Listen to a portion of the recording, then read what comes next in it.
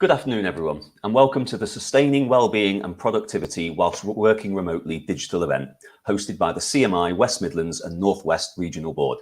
My name's Jamil, and I'm a Regional Manager here at CMI, and I'll shortly be handing over to Matt to begin this afternoon's event. If you have any questions during the session, you can ask them using the live chat on the right of your screen, and we shall answer as many as we can. Today's session is being recorded and will be shared with those who book to attend, and will also be available on the CMI website and also the CMI YouTube channel. So now over to Matt Jones, Board Secretary of the CMI West Midlands and North West Regional Board.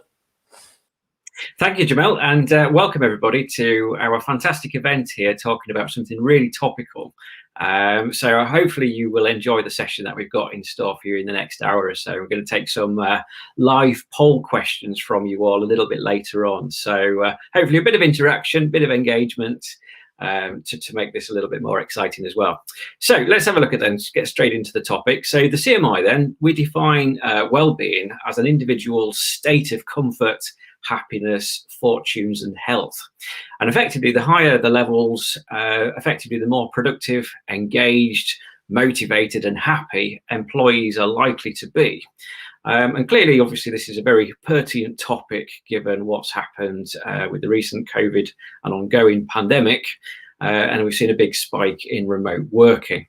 The well-being of staff, of course, includes their physical, their emotional, their mental states. Responsibility, of course, with management is to try to make that as good as possible and not compromised in any way.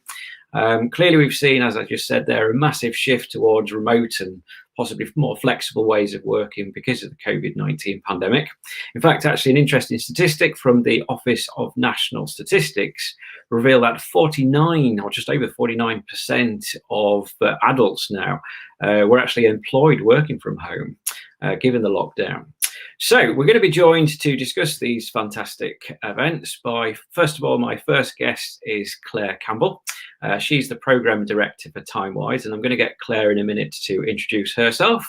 And finally, we're introduced as well by Dalton Leong, who's the Chief Executive of the Children's Trust. So first of all, to Claire and Dalton, a big welcome to yourselves. Thank you for joining and giving up your afternoon to discuss this. Claire, would you like to first of all introduce yourself and just tell us what your role and background is, very briefly, if that's okay? Yeah, thanks, Matt. So yeah, I'm Claire Campbell. By training, I'm a work psychologist and a former HR director. But for the last 5 years have been looking quite specifically at the world of flexible working for a social enterprise called TimeWise. So we work with organisations to try and unlock greater access to flexible working for those who need or want it. We believe, people should be able to work flexibly without it compromising their career, their potential, their ambition. And of course, we've been living through very exciting times the last 12 months, and probably the greatest revolution in ways of working that we've seen certainly in my working life. So yeah, TimeWise, we work with employers directly to support them with change programs around this. We do deeper dive projects in sectors where flexibility is particularly hard. So we're working in construction at the moment, in nursing, in retail, sectors where flexibility is hard to make work. And we also run a jobs board to make sure people who want flexible jobs can find it. Right now, our two most popular programs are one on hybrid working and one on returning to the workplace in a more flexible way. So yeah, happy to draw in the learning from the clients that we're working with at the moment into the conversation. Thank you very much, Claire. That's really fascinating, and I was going to say really helpful given everything what we're talking about today. So thank you for that. And finally, over to Dalton. Dalton, thank you again for joining us. Dalton is the CEO, as we were saying, for the Children's Trust. And over to yourself, Dalton, to introduce yourself. Thank you, Matt. Good afternoon, everyone. I'm Dalton Leong, as Matt has said. I had a career once upon a time in banking, 21 years, and then I saw the light and I moved into the charity sector, originally as a founding trustee in 1995 of a children's hospice in West London. So I'm now in my third charity chief executive role at the Children's Trust. I've been here 8 years. So I'll bring a different perspective, I guess, in terms of the challenges, some of the challenges that we've got in moving towards a more hybrid way of working. Fantastic, Dalton, and thank you again for your input and experience to this. So, well, I guess it's only fair to introduce myself as well. So I'm the CMI West Midlands North West Regional Board Secretary, so that's my CMI role. But also behind the scenes, I also work in higher education as a Deputy Director for undergraduate programmes. So welcome to everybody, and we will start with our first question, I think. without further ado. So the CMI then, and their thought leadership research, managing a marathon crisis back in 2021, highlighted that 72% of staff-related wellbeing was the top priority for this year. So with that in mind then, what does wellbeing mean to yourselves, and why is that important then? So what does wellbeing mean to you specifically, and why is that important? Dalton, are we okay to start with yourself first of all? Of course, yeah. Well-being to me, well, essentially it's just a state of being healthy, contented and comfortable. But I mean that both from a work perspective and of course in life. At the Children's Trust, we aim to get our staff basically to give their best so that they can be their best. And what that means is ensuring that all of our staff have access to support when it's needed, and they're equipped with the resources to overcome and adapt to the challenges that are faced to them, which obviously in the last 11 months have been huge. We absolutely see in terms of well-being that every single person within the organisation matters. That's the children we support, the families, the staff, the volunteers. And it's important that we therefore put in place initiatives and resources to allow staff to take care of their well-being. And ultimately we see that as a positive focus on increasing productivity. But I should stress that it's not just about productivity. We're a healthcare and education charity working 24/7. And where would we be if we were not also compassionate about our staff well-being? So that really is at the heart of the way we think. No, really good point indeed, Dalton. And as you say, productivity is an output rather than the reason as to why this is important. So thank you for sharing that. So over to yourself then, Claire, just a recap of the question then. Obviously, what is your view of what well-being means, and obviously why you believe it's important from your role and the clients that you work with? Yeah, I think so. So again, probably a similar definition, that it's a kind of, positive physical and mental health, and yes, kind of an absence of certain stresses and anxieties that could otherwise damage physical or mental health.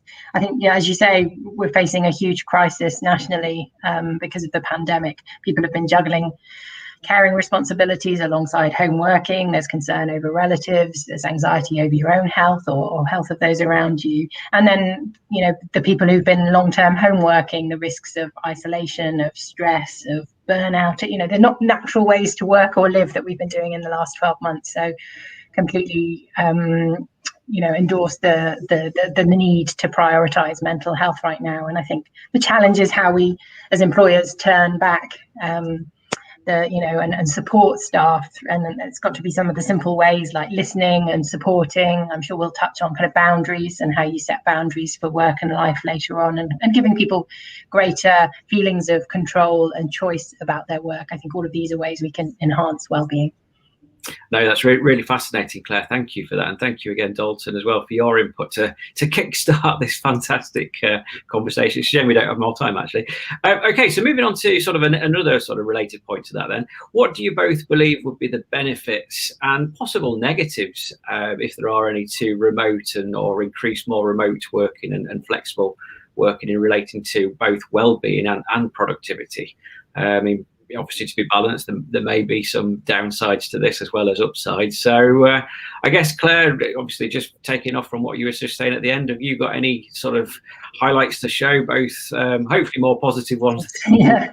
But, happy to take your input on that. Yeah, I mean, flexible working in the broad sense, I suppose, flex around where you work, when you work, is absolutely shown to have benefits in terms of people having greater choice when they work. Kind of helps their feelings of control, helps them feel valued and trusted, and all this can lead to greater engagement, greater kind of feelings of kind of willing to go the extra mile at work. And I think very directly there are benefits in terms of reduced sickness, from less travel, kind of ability again to have that better control over choice of working, and for employers, obviously many people are looking at estate savings right now. With more people working remotely, we could reduce our office, and we may attract a broader candidate pool because we'll be able to recruit people from a broader geographical area. So done well, I think many benefits. I think the risks, well, right now we're not really doing proper flexible or remote working. We're doing sort of enforced home working, so it's a bit kind of difficult to see whether we can make a true judgment on how successful this has been or not been, when I think it's been during a pandemic and so on. But some of the risks are isolation that we've heard about, kind of feeling companies are losing a bit of creativity or a bit of cohesion, and people themselves struggling with the kind of lack of knowing when to turn off, the kind of fact that you're basically living at work, and how to deal with that. So I think those are some of the risks. No, that's really interesting, isn't it? And Dalton, over to you, because obviously you've got focus in one specific sector, although you're working in, you've got backgrounds in various other areas. So I wondered what you thought about the benefits and the negatives. Interesting listening to Claire. Everyone talks about the phrase working from home, and you said it at the end there, Claire. Living at work, and it very much has become that for many people. So if I flip it actually and talk about some of the downsides, and then end on a high, let's say, the loneliness and the isolation that's caused, and missing seeing colleagues, are very fundamental things.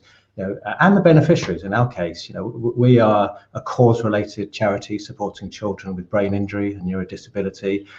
So seeing those children and their improvements really matters to our staff that are working from home. They miss them. So, and as Claire referred to earlier, some of those mental health considerations and challenges that those face, just reduction in the ability to take exercise because you just get stuck in work all day, forgetting to take breaks, or having back-to-back virtual meetings and then reaching that state of burnout.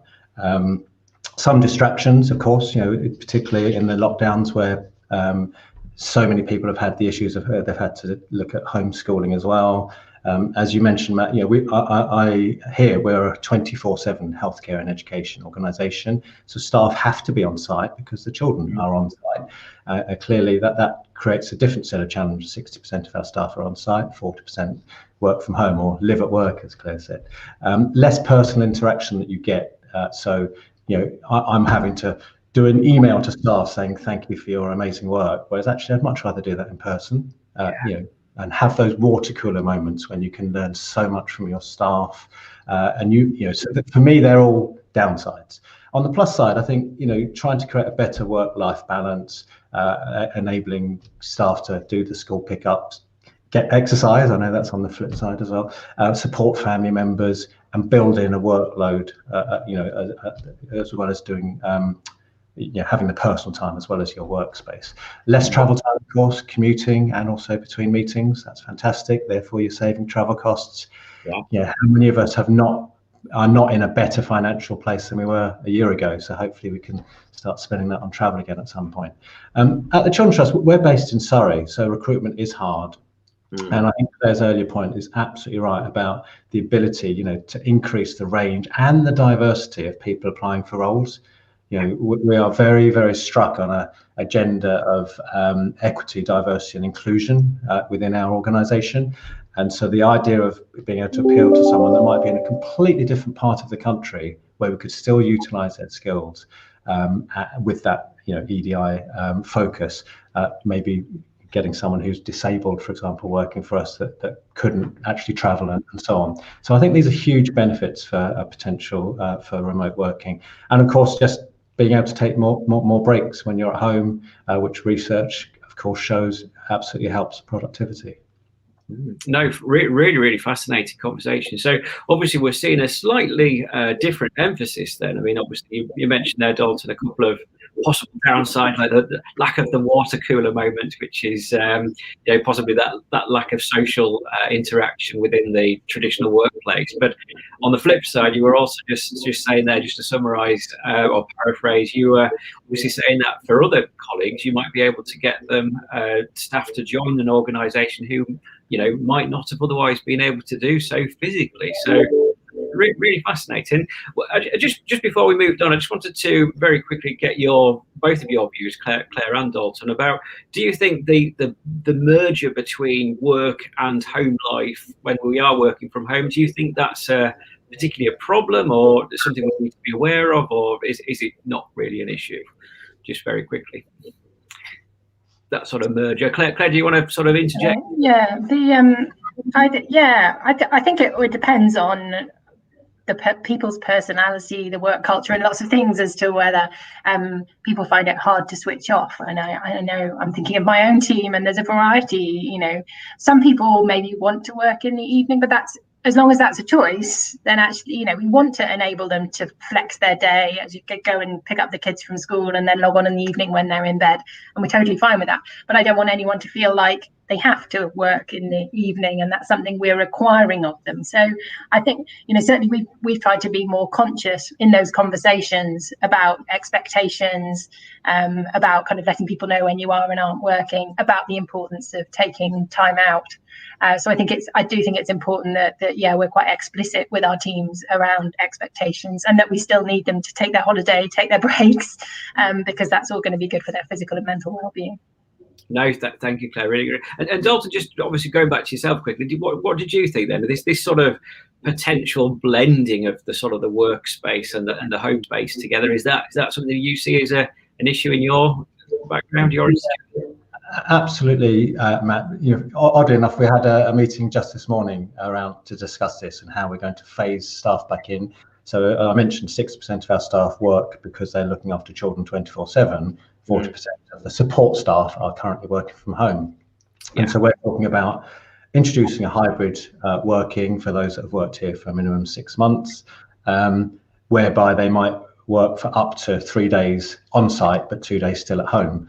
Now, the challenges for an organisation like us is what we don't want to do is have two separate factions of staff, and our care and education staff resenting those working from home because they, inverted commas, think they might be doing other fun things as well. Whereas actually, I do that currently, by the way. I work 3 days on site, 2 days at home, and I do know the challenges of working from home or living at work. It really, if anything, I work longer hours because I'm not having the commuting time to work, and I'm not, by my own admission, disciplined enough to take the breaks that I've just said we should do. So I think you have to work out what is the best way to do this when we come out of this, because for me, hybrid working is absolutely here to stay post-COVID.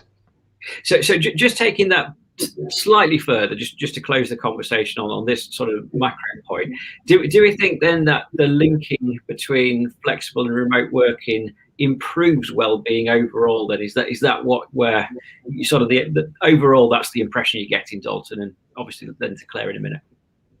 Overall, I think yes. As I say, when we introduce this at the Children's Trust properly, we will have to make sure we're clear on some of the parameters and the expectations of our staff to ensure that they have those breaks, and to ensure that they put 15 minutes between Zoom meetings rather than back to back, and so on. And to be fair, I'm probably not the best person to lead by example on this at the moment, because I'm pretty much doing things back to back myself. So I need to practice what I preach if I'm sincere about this with our staff. I really do. So I think it's about how do you put those parameters in place. But I think that overall ability for our staff to be more flexible in their approach is a positive thing. No, fantastic. Thank you for that. And Claire, just obviously back to yourself. Obviously, remote working, flexible working, there's a direct correlation there potentially to improving well-being, would you say then, from what you said? I think, again, as I said, again, the last 12 months wouldn't have been a fair test, but what we've seen, pre-pandemic, is that, this kind of, particularly this sort of hybrid model of a couple of days at home, 2 or 3 days in the office, is what the majority of people want. Seems to enhance productivity, means you can do the sort of activities that are best done together, the communication, maybe the creative stuff, the meetings face to face, but do your thinking work, your catching up on correspondence, emails and stuff from home, where it's actually, so it's something about kind of picking the best place to do the right work, and kind of what you need the office there for, what's best done from home. So I think, yes, if we start to look at that sort of world where there's a balance of remote working and office working with the right activities being done, then I think absolutely there'll be benefits in terms of wellbeing and productivity. No, that's really, really interesting from both of you, and I'm sure we're going to get some questions from the audience around this very shortly. So just moving the conversation on a little bit then, back on the 8th of March, so literally this month, sort of a report in The Guardian was suggesting that BP told 25,000 of its office-based staff very much what you've just suggested there, Claire, that they're going to spend 2 days a week working from home as they adopt a more flexible working approach. And presumably this is in the context of, COVID hopefully coming towards an end and sort of normality returning. But what was quite fascinating is on a similar sort of week and day of this month, we've heard that Goldman Sachs on the BBC was suggesting that this working from home suggestion is not necessarily a new normal at all, and actually people will presumably just go back to the office as they were before. I'm just wondering, from both of your points of view, should businesses generally, organisations, teams continue therefore to promote and push both remote and flexible working after COVID, or does it depend? Claire, I don't know if you can kick us off to start with. Do you mind? Yeah, we're seeing, as you say, organisations think about going back in quite a variety of ways, everything from we're going to give up our office and go fully remote to we want everyone back in the office. And I think we'll see the whole spectrum. When you read the surveys about what individuals want, the vast majority want this balance if it's possible. And there's a small number who prefer being in the office, and maybe they don't have a good home setup, or their personality means they're not great at working from home. There's a small minority who would love to remote work the whole time, but the vast majority of people want some sort of mix. But I think, it's important. There's no one size fits all. It's going to be what's right for that organization's culture and kind of its ways of working and the service it's delivering. As Dalton's already said, some roles can't be done remotely. So there's a risk in having this sort of two-tier workforce of people who have loads of flexibility and people who feel like they haven't got any. And how do we get that right? So I think it is working at both a team and an organization level to find the model that's going to work for those people and for that service and that team. And I think the ideal would be some sort of framework for the organization that sets out their kind of aspiration and what options are possible, but allowing teams to have the more detailed conversation about how we make that work in our team, because again, the needs of that team could be different from the needs of some of the others. Absolutely. No, thank you very much, Claire. And obviously that brings us to a sort of a newish concept, doesn't it? Something called the fully remote organisation, or sometimes referred to as FROG for short, which the CMI put an article together only just 6 months ago on this idea. But do you think then that we're going to see more fully remote online institutions now, or are we going to have a bit of both, as you were saying there, a bit more flexible, or does it again depend on the industry? Just before we move to Dalton, Claire.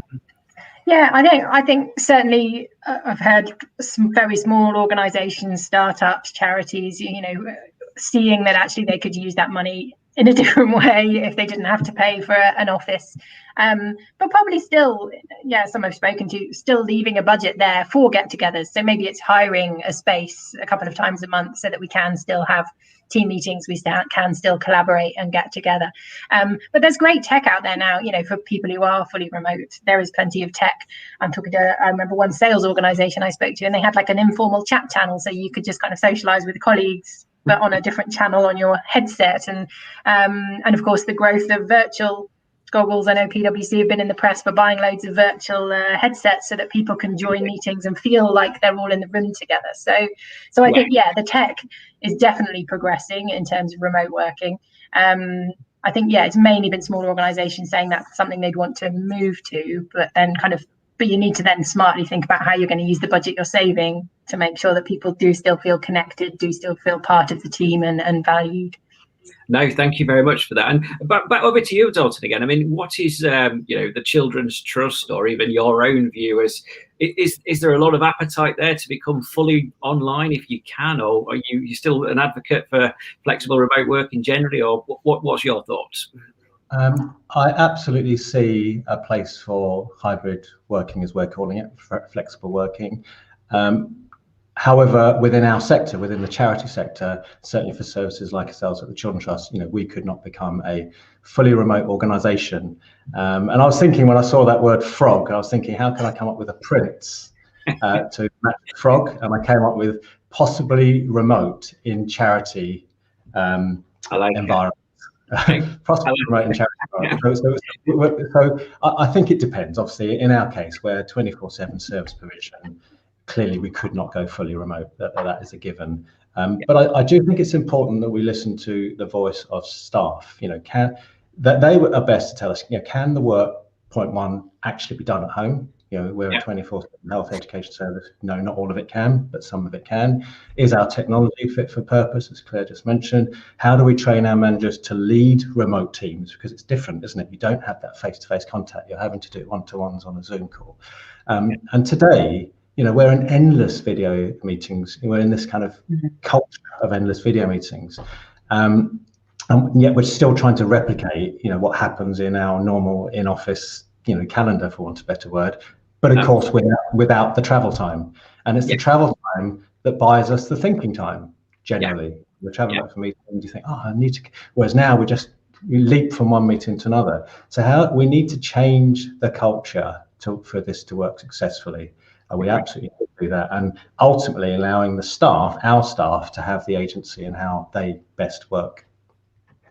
No, that's really fascinating. I think I'm going to just sort of give you one more question before we go to our live poll question about 2 or 3 minutes time. But just taking that a little bit further then, Dalton. So I totally agree with yourself there that it's depending on the context, it's not always going to be possible to have a fully remote organisation, and potentially a very common middle ground might be this hybrid approach, as Claire was suggesting earlier, between a bit of remote and then a bit of face-to-face, depending on what's going on. So what can we do then, or what can businesses and organisations do, I suppose generally to start with, to encourage more flexible working as standard working practice? Because obviously those more innovative organisations, or those organisations perhaps with less choice, have had to go this way, but there's obviously many out there that are still, possibly reluctant or don't fully endorse flexible working as a standard practice. Have you do you got any advice for them? Might be, because it's cost related, should they consider things like repurposing office spaces, or look to do something with their estate capital differently, perhaps, to make this even more palatable to them and the cost owners there? Just wanted to get your thoughts, first of all, on that. Yeah, I think this is about understanding that there needs to be this new set of rules of engagement in the way that we work. So in an office, you have those established norms about how people behave, how they communicate, how they work together. And what the pandemic has taught us is that whether we like it or not, you have to reframe how you cope with those new ways of working. Otherwise, it does affect your mental health and your work hours, etc. So the hours that staff work, today, arguably is over and above. So many people go over and above the call of duty. Question: what is a reasonable time of day to email someone? What is a reasonable time of day to call someone and actually expect a response? One of my colleagues brilliantly puts her on her out of office: I'm emailing you at any time of day because it suits my childcare arrangements, but I have no expectation of you emailing me back within those timescales. Just email me when it suits you. And I love that. You've taken the initiative to do that. But so it requires that conscious process and a discussion and agreement between colleagues about what is acceptable. And of course, there's some tactics around hot desking and how do you better integrate teams and the back office and so on. But broadly, I think it's just about how do we reframe our rules of engagement if this is going to work. No, fantastic. I really like that example as well. Obviously, I'm sure other people on listening to this and might adopt a similar policy there, because that's a really good idea. So, Claire, just going back to yourself then, I mean, obviously you work with, as you said at the beginning, there are lots of clients looking at this sort of stuff. So do you see, first of all, a bigger drive to take up more flexible working approaches? And if so, what are they doing to, put the message out that this is a really good idea, just generally to be adapted to standard working practice? And secondly, if for those organisations that are a little bit reluctant, if there are sort of cost implications to not using existing office space, have you got any ideas from the people that you're speaking to what they could do to overcome some of those barriers, perhaps?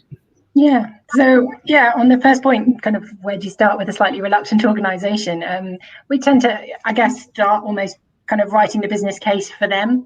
So, let's look at what your staff want. Are you losing people because the lack of flexibility? Are you get the broad recruitment talent pool that you want to have? What's your sickness? What's your engagement like? So let's understand the staff perspective. Then let's look at, does this create opportunity for you actually, in terms of diversity, attraction, whatever kind of, how could this create opportunity for you? And then, potentially there could be a cost savings piece here if we play the cards right around estates and so on. I think, the estates point's really interesting, but I think, a lot of organisations are seeing it as an opportunity. Actually, if we don't need the 3 floors we've got at the moment, we can hot desk and work off 2 floors. We can rent that 3rd floor out to another organisation, or we can rent a smaller space or whatever. So by and large, there's creative ways of using the space differently, renting it out, or moving to a smaller office altogether that makes it worthwhile, and kind of definitely pays off the kind of small investment you would need to make in the tech to enable the remote working to work smoothly. So do you see a big sort of drive to repurposing office space in the future then? Is it going to be as important perhaps to future organisations, or again, does a lot of this still depend? Is it still out there? Yeah, I think too early to tell with what's happening at the moment. But I think what we are reading is lots of people changing their offices, so the actual layout of their office to enable more collaboration spaces, more meeting spaces, less banks of desks. Because actually, when people are in the office, they're coming to connect with their colleagues. So let's create more coffee spaces, chat spaces, and so on. That's the reason people are coming in. And people are also seeing the growth of co-work. Sorry, I was just going to say water cooler moments. Put more water coolers in, but also we've seen kind of the idea of satellite offices or people working out of other locations. So one of our clients, they've gone public with this, Lloyds Banking Group, have been making sure people could work in a local branch that rather than have to trek into London. So I think there'll be your main office, which is perhaps a very collaborative space. There might be the option to work out of a local office or a local co-work area, and then there's the option to work from home. And I think we're seeing more interest in using all of those spaces in the right way. Perfect. No, this is a really, really interesting chat. So thank you, obviously, both of you so far for giving the input you have. I think what we're going to do now is we're going to shift the emphasis a little bit in a minute to obviously connect the wellbeing and the remote working to have a look at how this aligns more so with productivity. I think it's probably a good time now we can move to our online snap poll just to see what our audience are thinking. So the first question there was, can productivity be positively impacted by more remote/flexible working? And I think just looking at those initial results there, that's quite an overwhelming response to yes. I think it obviously can do, and obviously that's going to potentially change as people start completing that. But what would you say initial input for that, Claire, straight away? Does that surprise you from what people are saying they're listening in?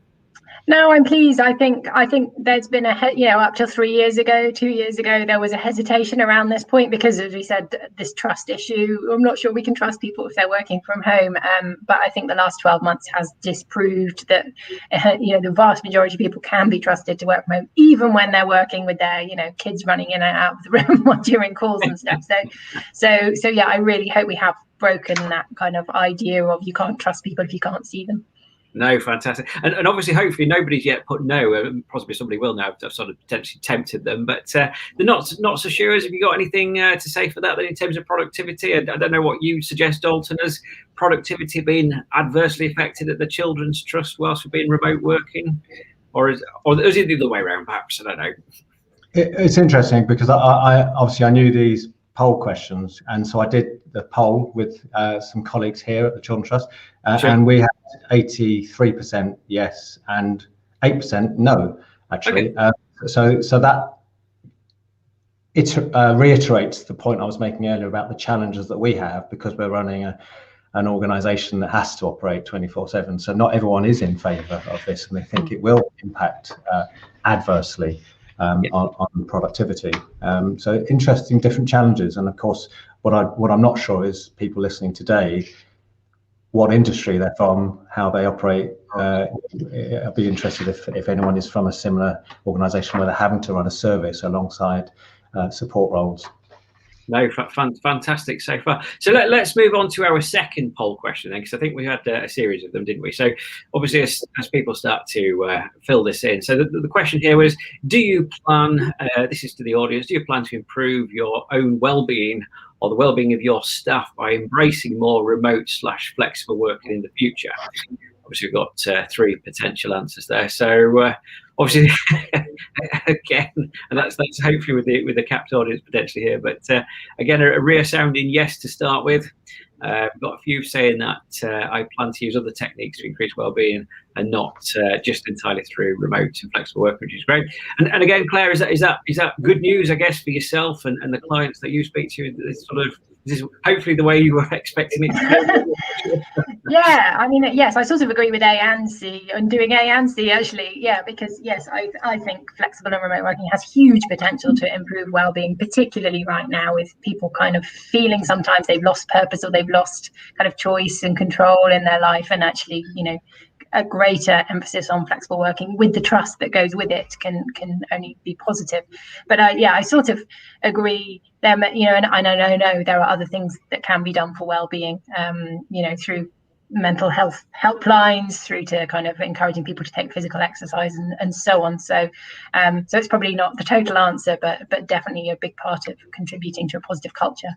Absolutely. And do you think that this sort of is this representative then, do we think, of wider sort of employment and engagement and wellbeing surveys that exist at the moment, just generally? Is this sort of an expected result? Was this sort of foreseeable, hopefully, then? Yeah, I think there was a similar question in a CIPD survey in the autumn, actually, around how many people plan to use flexible and remote working to help improve well-being. Not sure it was as high as this, but it was certainly a high rating. So yes, it does. I think people are starting to make the connection, which is great, between kind of how flexible and remote working could directly improve staff well-being. Fantastic. And over to you, Dalton. Is that something that you were expecting to see? I know you said earlier that you had advanced sight of these and you polled your own organisation, didn't you? Is this sort of in line with what the the Children's Trust was suggesting, or was it they were looking at other options as well for productivity? We had 67% on A and 25% on C. Relatively small number of people. I think what's interesting actually is a comment from somebody listening, say Andy Hargreaves. Yes. Productivity depends on context. Having the option available for some will be a benefit, but having it forced upon others will be a negative. I think that's a really, really good point. And that's where I'm at the Children's Trust, is understanding that whilst we might have a general policy that we see this overall as being good for people's well-being, we're very mindful, it goes back to the mental health discussion, that it shouldn't be forced, because some people, imagine if somebody lives alone and they're also working at home in their bedroom, which they then have to sleep in, that's actually not great for their mental health. So I think it's about being flexible, tailoring it to the staff voice, which is the point I was making earlier. Yes, no, absolutely. I think that's really good timing actually for our third question then, because this sort of picks up what you were just saying there, Dalton. Obviously, several of the audience obviously commenting as well as we go through this. So should managers and leaders measure productivity in the same way as perhaps we've done it, previously, before remote and flexible working became as perhaps as mainstream as it is now? And just as we get started there, what's your thoughts on this, Claire? Then, when you speak to your clients, going through sort of discussing ways to enhance this, do they look at productivity in the same way then, or do they see it as a slightly different animal now as we switch? Well, I think productivity is, of course, a big old beast in itself, and we know as a country we're not terribly good at measuring it, and we have a lot of clients that really struggle with how to measure it, because it's a lot more, it's not just a financial thing. Obviously we've worked with some organizations in retail and recruitment where it's nice and easy to measure somebody's sales and kind of what they've achieved, but in many organizations, particularly in kind of service thinking jobs, we're really bad at it. So it's probably hard to get a grip on productivity anyway. I think the thing we have broken, I know there was something that used to bug me in organizations I've worked with before, this assumption that long hours equaled productive. So the course, yeah. the people who were working harder because they were there late were somehow the most highest performers, most productive people in the organisation. And I hope we have, at least through this period, broken that idea that you have to be seen to be in the office late at night to be seen as highly productive person. And I hope we're valuing much more outcome based what people are achieving and putting more value on that. Yes, yeah, no, I totally agree. And what's your thoughts on this then, Dalton? I mean, obviously you've led organisations elsewhere. You're obviously now leading a really reputable organisation in terms of the charity sector that you're in. So obviously this is quite a big discussion point for a lot of people. Would you, when you're looking at your own productivity figures for your own organisation, do you look at it in a similar way? Is it all about the old bottom line figures now and sort of those financial data, or is there something else to it? Again, just interested in your view here. Yeah, of course, we're a business at the end of the day. So of course the finances, the numbers are important. It's interesting because of course it's not like the children are widgets in a factory on a conveyor belt. We're dealing with people and people that are disabled and have highly complex health needs. So our productivity is sometimes that the value that on their life, if you like, and the impacts we can make on and the outcomes we can make for that individual, very different from the way other things are measured in some other industries. So it's interesting looking at the poll here, 13, 84 and 3. In my organisation we had 33%, 50% and 8%, quite a big difference really from people that have entered the poll here. And I think that is taking on board the point that I'm making. Actually, it's a case of actually we're talking about people, children, children. So we see it more in that way as it can be seen as a fixed measurement in that sense. Absolutely. Just reflecting on some of the comments that are coming through as well. It's difficult to look at them all as we're doing this live. But just looking at Kelly's, she just put that one at recently, just about humans are not productivity machines. I think it's a really good point, isn't it? Because I mean, as we all want to be as productive as possible, at the same time we are people. I think you're right, Dalton, to sort of highlight that sort of important people factor with this. Again, well-being is significant and certainly not independent of productivity, is it? Excellent. So, okay, let's move on then. Let's get to our fourth and final poll question then. So this is an interesting point that both Dalton and Claire have mentioned in sort of the earlier conversation that we had. This is around the trust of our colleagues then. So obviously the question to the audience there was, should we find ways to trust our colleagues and managers more? So there's a big sort of part of trust with this. So again, Claire, interesting, we've got a 50-50 response to this at the moment, which is yes, and possibly not certain with that. What's your view of trust, Claire? I mean, does the idea of trust, you mentioned it earlier, does it come up a lot when employees are working from home? Do managers trust their staff, as it were, or do they get sort of suspicious of what's going on there? Yeah, no, it's absolutely one of the biggest issues that comes up when I'm running workshops with managers around flexible working, which is, how do I know they're working? How do I trust that they're doing what I need them to do? So it is a pretty fundamental issue. I think the good thing through this period is everybody's felt like teams have bonded and kind of got a purpose to kind of get through the pandemic, particularly in the first wave. It was kind of all hands on deck, we'll do whatever it takes to kind of get through this period. So the trust built quite quickly and I guess was in most teams was established anyway. So I think that's why we got over some of the initial issues with the barriers to home working, because everyone, is what you had to do and people did what was necessary to get the work done. So that's helped build trust.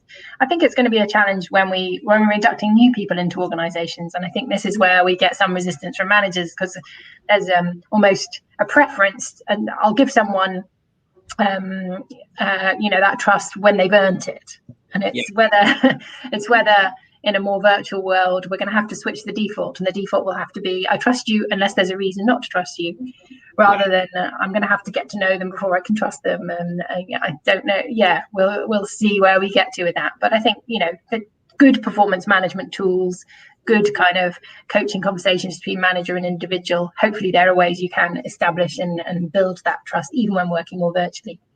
Absolutely. And what about yourself then, Dalton? I mean, how does sort of trust play in your own organisation? I mean, clearly, I would like to expect with all of your staff, that everybody trusts one another and vice versa. But how much of a conscious issue is this, or do people just generally, trust one another where you are? It's high. Trust is high in the Children's Trust. Excuse the pun. Yeah, and I think it's the only way that a future world in hybrid working can work successfully. My view when I'm recruiting is that taking a view of, from day one, I trust you, which means that from days 2, 3, 4, 5, etc., you can only lose that trust. And if you take that premise of, okay, you're working from home, it's about getting the job done. It's about outputs and impact of your work rather than how many hours you work. Yeah, absolutely. And what do you both think? I mean, is it easy, first of all, on a colleague to colleague or a peer to peer level?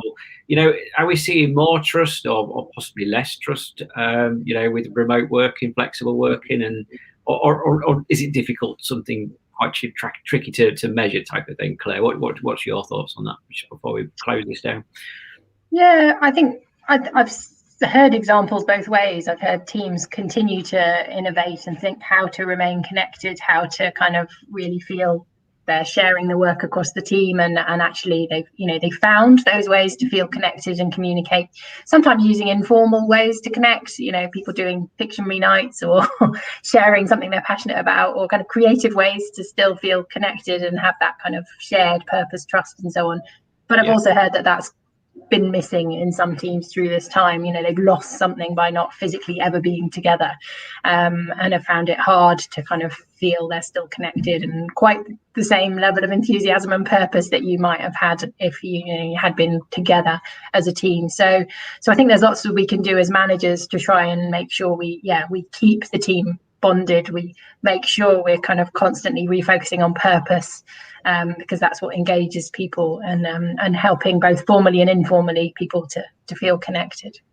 Perfect. No, thank you both for that. And again, thank you to the audience for obviously participating and giving your suggestions to that poll question. It's always good to do these things, because it gives you a bit of a barometer, as it were, to see what people are thinking around this overall. Okay, so we'll just move on to the last couple of questions then, and then we'll try to take some audience questions slightly after that, then, and see how we're doing for time. These things tend to run away with us, don't they? Kind of get quite carried away with the conversation. So an interesting article then, both Claire and Dalton recently then, was in the Financial Times, and it was by a set of economic professors. And they were suggesting that remote working's obviously gained ground because of the pandemic, and potential, therefore, to produce greater longer-term benefits for employers and workers alike, such as Dalton's mentioned it, fewer commutes, possibly cheaper property, a larger pool of talent and jobs, because you're not necessarily fishing for people in your immediate area. But obviously that's partly dependent on how quickly this sort of business leaders, entrepreneurs, policymakers, etc., can be a bit more creative and try to make this legacy a bit more permanent then. And I was just thinking, related to that then, how and what can we do to better manage remote teams? Therefore increase productivity and well-being. So this is really from the manager's perspective. I mean, obviously people are working remotely, and we've obviously touched on a few of the poll questions there, such as the trust being a big issue. But what do you think? I guess, Claire, first of all, what can managers do better? We obviously touched on a few points already, but just picking up on that again, what can we do better to increase productivity and well-being? How can we manage teams better is what I'm getting at there. Yeah, I mean, I think the strong theme from the conversation so far, and I've seen it in the comments, is talk to people. Just keep talking to the team, acknowledge, that we'll be going through more transitions as we start to return to the office. Some of you are dying to get back, others might feel about your commute and having to come in. So we're going to have to, I think being really open and honest that we haven't got the answers. We know it's going to look different for each of you, because you've each got your own kind of journey, your own preferences for how you work. So let's explore those, and let's look at kind of how we keep a regular conversation going over the coming weeks about what people want, how they want to return to the office, and what's going to work for us as a team and a service with what we've got to deliver. And I think then some very practical things managers can learning the skills of managing a sort of more hybrid approach, a hybrid team. So, it's being a little bit more planned than you might be. You can't just rely on bumping into people in the office. You might have to plan which days you're going to have your team meetings and how often, which one-to-ones need to be face-to-face and which can be done on Zoom and all of that. So I think a little bit more planned in terms of communication. But yeah, really just opening the conversation with the team and keeping it going, because, we're going to keep trialing, learning, evolving, I think, in the coming months in every organisation. No one's got the magic answer yet. Absolutely. And what about yourself there, Dalton? I mean, obviously managing people well is obviously something that you are known for doing, which is, I hope you don't mind me saying so, but how do we encourage more broadly people to manage their teams even more effectively perhaps than they were doing before, given obviously increased remote and flexible working is happening, and do managers simply have to let go a little bit more and trust the staff to do things, or is it the opposite? Do we need to be a bit more watchful of what's going on? What's your view on this? Yeah, number one is leading by example. As I say, I don't think I'm the best example today. I need to change my behaviours. Otherwise, people might have an expectation that they need to do what I do, which is endless Zoom meetings. So, I do need to change that, and I will do. Lead by example. Ask staff how they are feeling, and regularly, because that's the important thing. I keep talking about the staff voice being so important. Ensure that your staff are not isolated. How do you make sure that you have informal and regular contact with those staff, if it is by Zoom? And sometimes by phone, hopefully. I tend to mix Zoom with phone occasionally. I think I don't want to keep staring at people. I'll pick up the phone doing that, because with the phone, of course, you can walk around the room and get some exercise as well, etc. How do you empower your staff to manage and balance the work and home life? Yeah. Look at how you can manage, reward and recognition.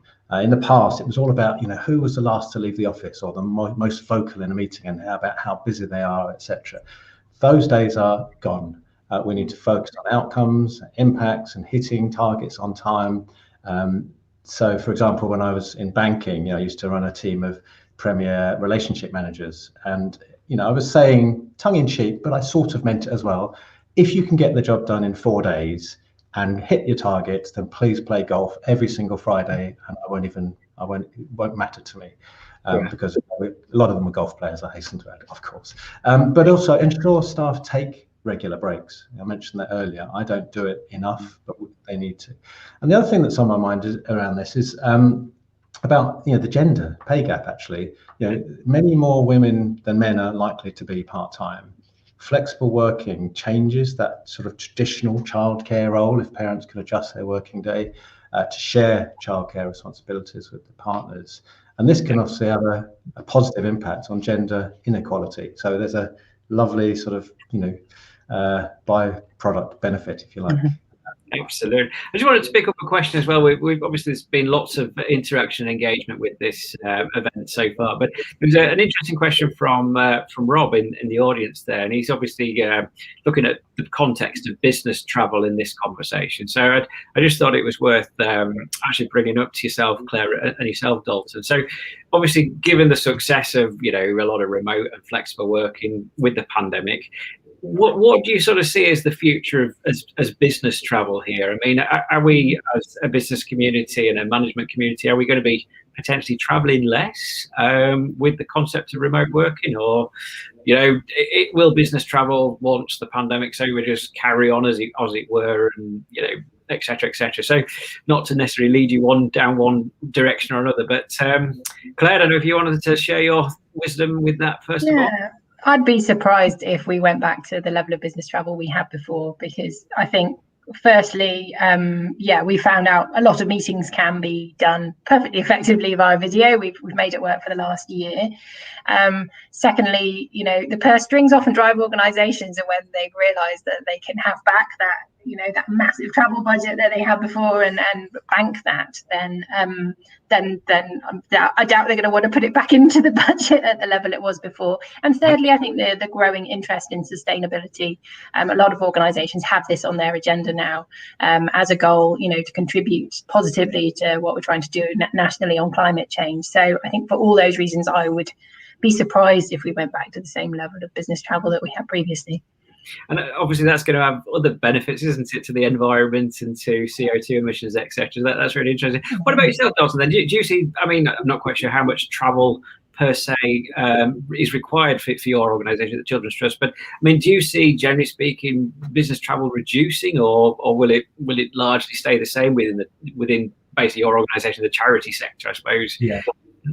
Your comment about what we're going to do to save the ozone layer from being further destroyed is great, and I'm a big fan of that generally.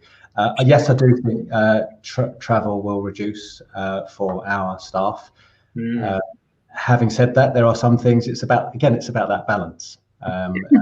There is a need still to go and see people, but if you're traveling to different parts of the country, so for example, when we're needs assessing the children that have had their brain injury, before we'd had to go to hospitals all around the country because they come from all over the UK, whereas actually for the last 11 months we've been doing that remotely, needs assessment remotely, with a nurse, a doctor, a consultant on one end of a Zoom, and we talk about the child. And so that, for me, that is absolutely here to stay, because it's a better way of working.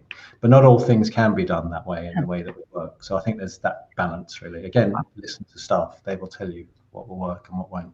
No, absolutely, and thank you very much. So we've only got about 2 questions remaining. You'll be possibly pleased to hear. So thank you again for staying with us, and obviously for Claire and Dalton's responses here. So just on the penultimate question, then, Claire, again, I guess if you don't mind me starting with, so we had earlier we had a question from one of the audience. I think it was Kelly, and she was just on about if there was any sort of specific skill areas that might be needed for sort of remote and flexible working times. And I just wondered if there were any particular models or things that you had in mind, or skill sets that might be relevant here for home working. Didn't know if you had any thoughts you wanted to share with the audience here. Yeah, my reader's question was slightly different. It was kind of, are there roles that aren't bound by geography? So in other words, jobs that could be based anywhere. So yes, I certainly have seen this done very effectively. Quite a few of my organisations I work with are central London public sector, NHS, local authorities, and simply couldn't get the talent that they wanted in roles like IT, in legal, in finance, by recruiting in a central London talent pool, competing with organisations able to pay a lot more. So actually flexibility has been a way they've been able to recruit people from other parts of the country and make it work with them coming down to London, once a month or once every couple of weeks. So yes, I think there are, we've proved a lot of roles can be done remotely from much further away, and you can work out, how often they need to be in the office, but keep that to a minimum, and therefore benefit from talent that you might not be able to afford in other parts of the country. Yes, no, absolutely, and thank you. And over to you, Dalton. I mean, what about your future recruitment and things like that, and skills? Would you be looking for any particular different skills going forward because of, I suppose, the shift towards remote or flexible work, or is it still largely the same in terms of communication and things? Yeah, I don't think it's about different skills. I think it's different people applying those same skills. Make sense? Yes, no, understood. Broadening our pool of talent that we can attract. As I've said, we're committed to a journey of equity, diversity, and inclusion at the Children's Trust. We don't always get that right, and I think there's a really good opportunity in terms of our recruitment and how we go forward. Yes, and just finally then to our last question then, and Dalton, if you don't mind, I can start with yourself. What is the link therefore between performance and well-being then, to bring it right back to the beginning? We've always discussed productivity, we've discussed flexible and remote working as much as we can do within the time we've got, but what's the link then between sort of performance, well-being, productivity then? How would we bring that sort of triangle together then? I think the link it's really important, and it's not just about having a well-being strategy that is a response to the pandemic. This is about having a well-being strategy that exists because you care about the people that are delivering your services and making things happen and raising millions of pounds, etc. And the reality is, people cannot perform to the best of their ability if they're not well, and in blunt terms. So you have to think about Also, whether you're having unreasonable expectations and targets, because that can cause undue pressure and stress, and that can then lead to well-being and adversely impact performance. So it becomes a vicious circle if you're not careful. So it is important to be understanding, empathetic. What's going on out of work can often impact performance and well-being at work. So you need to understand the person. It's all about knowing the people that work for you. And so my final comment really is about how we link well-being, equity, diversity, inclusion, employee engagement, whole hybrid working together with your business needs. And it must help us lead it to a more sustainable organisation too. So it's just win-win.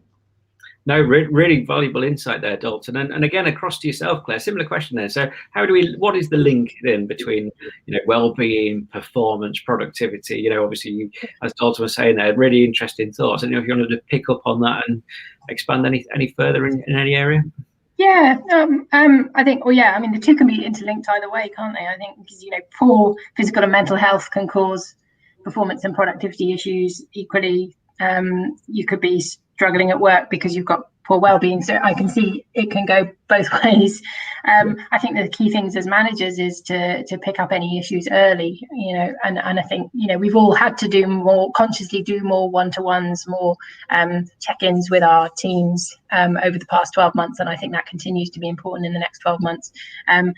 Trying to look for any signs of people struggling for whatever, and, trying to understand what support we can put in place. So I think, at the moment, I think it's about kind of trusting your instinct that something might not be right for somebody, whether that's because you've seen it in their performance or their behaviour, and really checking in. And we've all got quite a big duty of care with more remote teams to make sure that we are looking after our staff. And in doing that, we will get the payback in terms of engagement, commitment, willingness to kind of give 100% of themselves and bringing their whole self to work when they feel supported and able to do so. No, thank you very much to both of you. So obviously just to conclude the event here. So first of all, a big welcome to the audience and thank you for the engagement and the questions that we've had. And obviously we'll make a note of all of them. And apologies that we've not been able to respond to every single question. But obviously then just back to the speakers, Claire and Dalton. Obviously you've got if you had 30 seconds as a takeaway message you wanted to give the audience. Just obviously a little bit of time to think about that. What would that message be in the context of what we've been discussing there? So I don't know whether Claire or Dalton you wanted to go first with that, but if there was one sort of simple takeaway message to the audience around productivity, well-being, flexible remote working, what would that message be either to managers, employers, or to colleagues as well? Dalton, did you have any words of wisdom? Sorry, just to put you on the spot there. I know I didn't. I just thought it might be a good way to finish. I think in one sentence, don't focus on the productivity, focus on the well-being. Ensure the people you are trying to impact are at the heart of any well-being strategy and have a really clear vision about what that looks like. No, that's terrific. Thank you. So sorry you have to follow that then, Claire, because that's a really good message there. I mean, what about yourself then? Have you got any sort of takeaway message to give to the audience? Yeah, I think it's come up already today, but the keep talking to people message is really the key one for me. I think, you don't have to have all the answers as a manager. You just have to be willing to listen, to ask the right questions, set clear expectations for people, and your role is there, to coach and support them rather than to micromanage them. And I think, so listening to people, lots of praise, lots of support, and recognizing, we're not going to get it right the first time, perhaps, with how we return to the office, but that's where we really need to keep talking to our teams and checking in and looking after them. Wonderful. Well, thank you very much to both of you. I'm going to pass now back to Jamil, who's going to close down the event. And thank you, everybody. Thanks, Matt. So that's it for today's session. Thank you to everyone who joined us today. And thank you to Matt, Claire and Dalton for your insights and your expertise, and to everyone that participated in the live chat and the poll, which we hope everyone found valuable and informative. If you're a member of CMI, you can log in to Management Direct using the link in the live chat, and you can access thousands of exclusive practical development resources and much more. And if you've not yet subscribed, why not join our community via the link that's also in the live chat to gain full access to our Management Direct portal. And you can also sign up for the free CMI newsletter.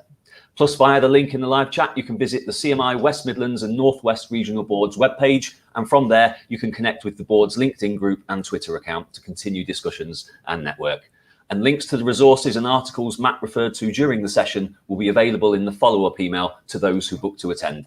So thank you once again for joining us and participating, and please do enjoy the rest of your day.